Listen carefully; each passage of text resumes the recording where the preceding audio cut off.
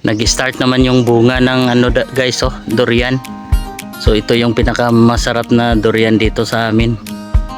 Oh.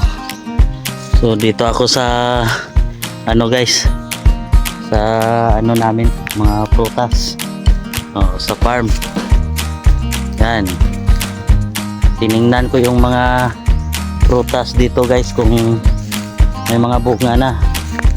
So yung lansones, umpisa na guys, marami na yung mga bulaklak sa sa lansones guys, oh.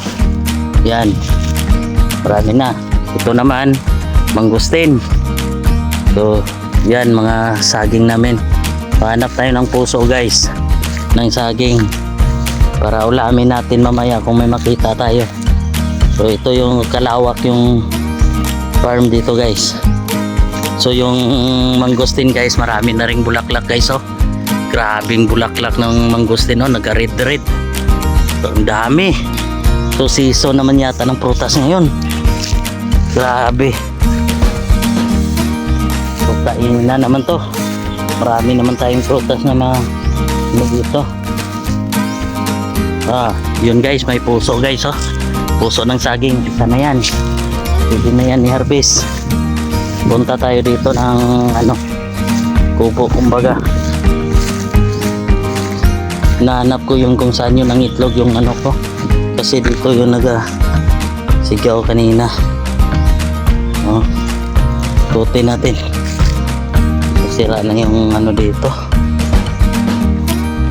Kung may iyat dito kanina na manok, saan kaya yun nag-itlog?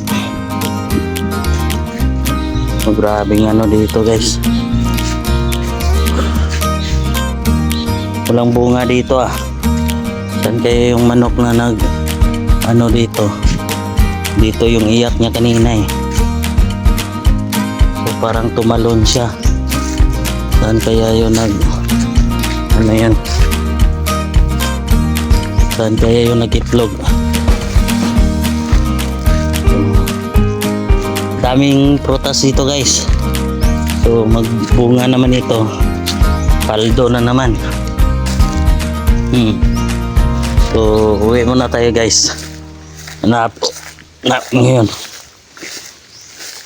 so, ako sa prutasan kasi ako ng kambing. Yan. Tuwing wala tayong trabaho guys, ito yung ginagawa ko. Pasok lang ako ng pasok dito. Naghahanap kung anong pwedeng ulamin. Kasi dito kahit gulay lang okay na. Masarap na yun para sa akin. So yung mangga guys, daming mangga. So yung niyog namin guys, poste na lang yung natira. Alam nyo kung anong nangyari yan? Yan guys, pagare. Yan, naanuhan ng kilat guys. 2 puno.